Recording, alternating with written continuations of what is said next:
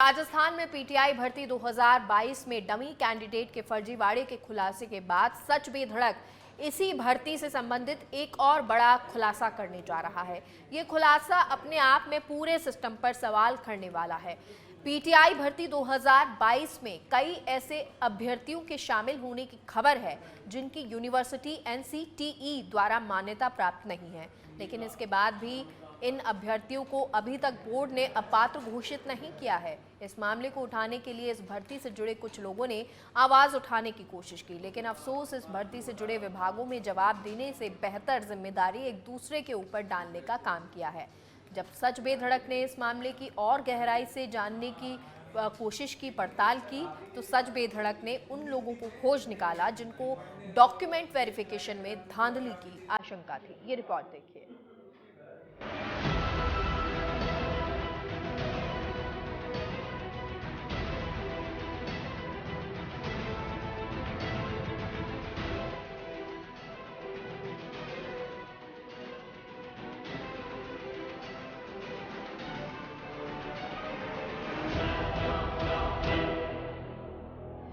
सच बेधड़क पर सबसे बड़ा खुलासा।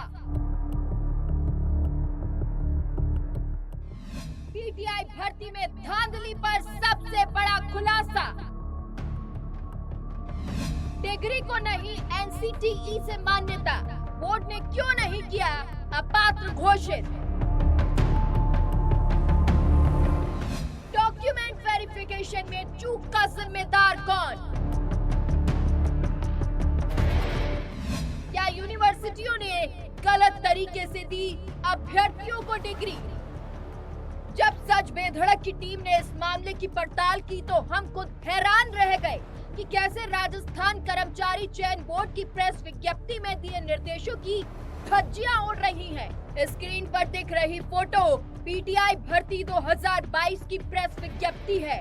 कर्मचारी चयन बोर्ड ने पीटीआई भर्ती 2022 की प्रेस विज्ञप्ति के अंदर पात्रता एवं शैक्षणिक योग्यता वाले भाग में बकायदा ये लिखा है कि किसी मान्यता प्राप्त बोर्ड से सीनियर सेकेंडरी या समतुल्य परीक्षा के साथ ही सरकार राष्ट्रीय अध्यापक शिक्षा परिषद द्वारा मान्यता प्राप्त शारीरिक शिक्षा में प्रमाण CPEd, DPEd, BPEd। सच बेधड़क की टीम ने ऐसे लोगों को ढूंढना शुरू किया जिन्होंने पीटीआई भर्ती 2022 में डिग्रियों को लेकर सवाल खड़े किए थे।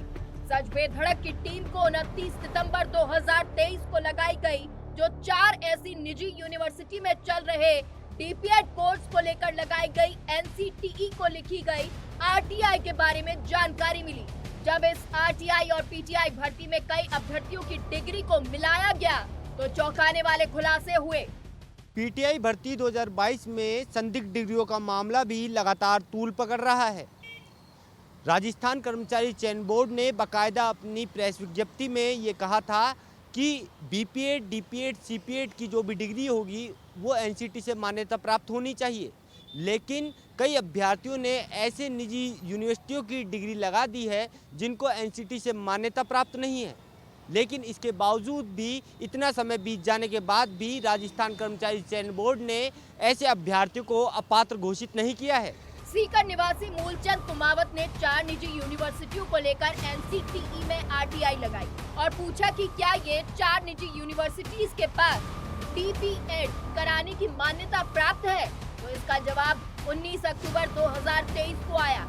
एनसीटीई की ओर से बताया गया कि जिन 4 यूनिवर्सिटी को लेकर सवाल पूछा गया है इनको डीपीएड कराने की एनसीटीई से मान्यता प्राप्त नहीं है।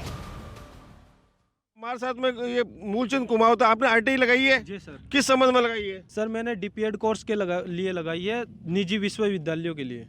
तो उसका क्या जवाब आया? सर उसमें ये लिखा हुआ है कि इन विश्वविद्यालयों को डीपीएड कोर्स के लिए मान्यता प्राप्त नहीं है एनसीटीई द्वारा। मान्यता प्राप्त नहीं है। है। तो आपको जो जवाब मिला उसको लेकर आपने कर्मचारी चयन आयोग है या शिक्षा निदेशालय उनको अवगत करवाया? हाँ सर, हम दोनों जगह अवगत करवाया गया है और इनको दिया भी गया है। ये सब देने के बावजूद भी, ये सब सबूत देने के बावजूद भी इन्होंने उन अभ्यर्थियों को जिनको रोका जाना चाहिए था, उन अभ्यर्थियों को नियुक्ति भी प्रदान कर दी है। अब नियुक्ति प्रदान करने के बाद जो अवसर हम लोगों को मिलना चाहिए था, वो अवसर आज भी हम लोगों को नहीं मिल रहा है। मूलचंद कुमावत की ओर से लगाई गई आरटीआई से साफ हो गया कि 4 निजी विश्वविद्यालयों के पास डीपीएड कराने के लिए एनसीटीई की मान्यता नहीं है, लेकिन पीटीआई भर्ती 2022 में सैकड़ों अभ्यर्थियों ने इन निजी यूनिवर्सिटी से डीपीएड कर रखा है। इन अभ्यर्थियों को ज्वाइनिंग देने की भी खबर थी, लेकिन जब इसके बारे में आरटीआई का हवाला देते हुए शिकायत की तो शिक्षा विभाग ने इसे मानवीय भूल मानते हुए ज्वाइनिंग रोक दी। कई बार डॉक्यूमेंट वेरिफिकेशन के बाद इस तरह की भूल होना सिस्टम पर कई बड़े सवाल खड़ा करता है। पीटीआई भर्ती में वेरिफिकेशन कैसे होता है, ये भी जान लीजिए। जब बच्चे या जो आवेदक होते हैं वो आवेदन फॉर्म भरते हैं, उस समय वो फॉर्म में मेंशन करते हैं ऑनलाइन फॉर्म के अंदर कि वो उनकी जो एलिजिबिलिटी डिग्री है, योग्यता की जो डिग्री है वो कौन सी वाली है, उनका रोल नंबर क्या है, किस साल में वो पास किया, इस तरह की चीज़ें बताते हैं वो।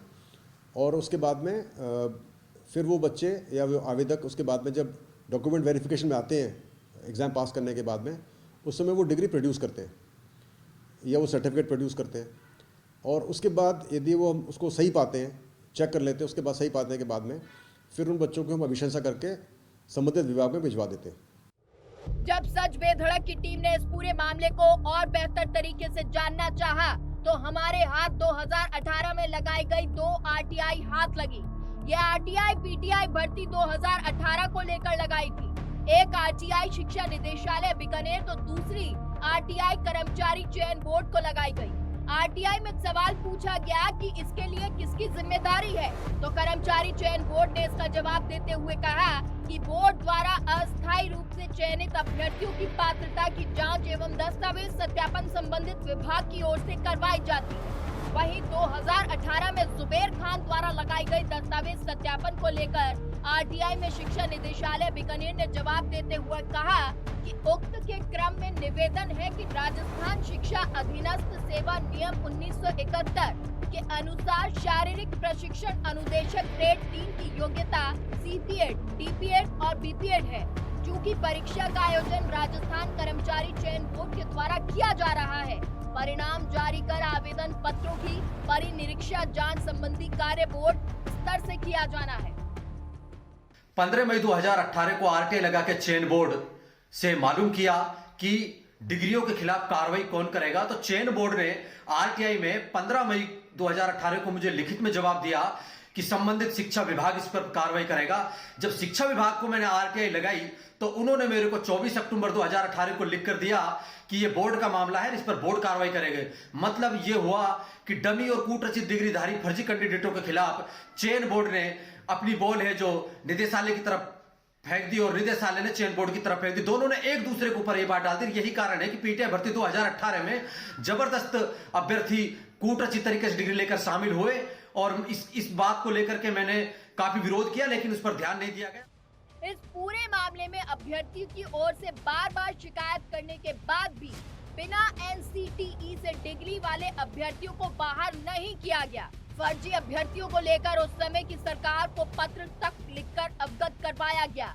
अब इन अभ्यर्थियों की डिग्री पर भी सवाल खड़े हो रहे हैं। सच बेधड़क की पड़ताल में सामने आया कि कई अभ्यर्थी ऐसे हैं जिन्होंने अलग अलग एग्जाम में अलग अलग डिग्री लगा रखी है। सवाल है कि इतनी डिग्रियां कहां से आई? सच बेधड़क ने पीटीआई भर्ती 2022 की प्रेस विज्ञप्ति को पढ़ा तो पाया कि इस विज्ञप्ति में बकायदा लिखा है कि नतीजा परीक्षा होने से पहले आना अनिवार्य है। लेकिन सच बेधड़क की पड़ताल में चौंकाने वाला खुलासा हुआ और पता चला कि कई अभ्यर्थी ऐसे हैं जिन्होंने फाइनल रिजल्ट आने से पहले ही आवेदन कर दिया। लिहाजा अभ्यर्थियों की पीटीआई भर्ती परीक्षा हो गई, लेकिन नतीजा परीक्षा के बाद आया, जो कि बोर्ड के मापदंडों का उल्लंघन है। फिर भी बोर्ड ने अभ्यर्थियों को अपात्र नहीं माना। नतीजा ये है कि अब तक ऐसे अभ्यर्थी भी भर्ती प्रक्रिया में शामिल हैं। सच बेधड़क के पास ऐसे 2 अभ्यर्थियों के डॉक्यूमेंट मौजूद हैं, जिनका नतीजा परीक्षा की तिथि के बाद आया। अब बड़ा सवाल होता है कि डॉक्यूमेंट वेरिफिकेशन के दौरान ऐसे अभ्यर्थियों को बाहर क्यों नहीं किया गया, जबकि बोर्ड ने बाकायदा पीटीआई भर्ती 2022 की प्रेस विज्ञप्ति में लिखा है कि ऐसे अभ्यर्थियों को पात्र नहीं माना जाएगा। इस मामले के सामने आने के बाद एक बार फिर पीटीआई भर्ती 2022 में दस्तावेज सत्यापन की प्रक्रिया पर सवाल खड़े कर दिए हैं। पीटीआई भर्ती में बीपीएड, सीपीएड और डीपीएड की फर्जी डिग्री लगाने की आशंका भी बढ़ गई है। जब सच पे धड़क की टीम ने सैकड़ों आवेदनों की पड़ताल की तो फॉर्म भरते समय अभ्यर्थियों ने डिग्री प्राप्त करने की तारीख वाले कॉलम में NA लिख दिया, जबकि दस्तावेज सत्यापन की बारी आई तो अभ्यर्थियों की ओर से बैक डेट की डिग्री लगाई गई। अब बड़ा सवाल खड़ा होता है कि अगर अभ्यर्थियों को पहले डिग्री मिल गई थी तो आखिर आवेदन के वक्त अभ्यर्थियों ने NA यानी नॉट एप्लीकेबल क्यों लिखा? ऐसे में सच बेधड़क भर्ती प्रक्रिया के दस्तावेज सत्यापन पर सवाल उठाता है और सिस्टम के जिम्मेदारों से सवाल पूछता है कि आखिर दस्तावेज सत्यापन के दौरान बिना मान्यता प्राप्त डिग्री वाले चयनित अभ्यर्थियों को बोर्ड ने अपात्र क्यों नहीं माना? अभ्यर्थियों से क्या निजी यूनिवर्सिटीज ने डिग्री को लेकर झूठ बोला? पीटीआई भर्ती 2022 में दस्तावेज सत्यापन में चूक का जिम्मेदार कौन है? क्या मानवीय भूल के नाम पर गलती पर पर्दा डाल रहे हैं अधिकारी? गलत तरीके से डिग्री कराने वाली यूनिवर्सिटी पर कार्रवाई कब होगी? अभ्यर्थियों ने क्या सही तरीके से डिग्री हासिल की है? आरटीआई के संबंध में शिकायत देने के बाद बोर्ड और शिक्षा विभाग ने क्या कार्रवाई की? दस्तावेज सत्यापन करने वाले अधिकारियों पर कार्रवाई कब तक होगी? एनसीटीई में बिना मान्यता प्राप्त डिग्री वाले अभ्यर्थियों पर बोर्ड का एक्शन कब होगा? क्या दस्तावेज सत्यापन में भविष्य को लेकर कोई जवाबदेही तय होगी? ऐसे अभ्यर्थियों द्वारा बाकायदा पीटीआई भर्ती 2022 में फॉर्म भर दिया गया जिनकी डिग्रियों को एनसीटी से मान्यता प्राप्त नहीं है। अगर इनका चयन पीटीआई भर्ती 2022 में हो भी गया था तो डॉक्यूमेंट वेरिफिकेशन के दौरान ऐसे अभ्यर्थियों को कर्मचारी चयन बोर्ड द्वारा और शिक्षा निर्देशालय बीकानेर द्वारा अपात्र घोषित क्यों नहीं किया गया? ये बड़ा सवाल खड़ा होता नजर आ रहा है। वीडियो जर्नलिस्ट विक्रम सिंह भाटी के साथ मैं कुणाल भटनागर, सच बेधड़क, जयपुर।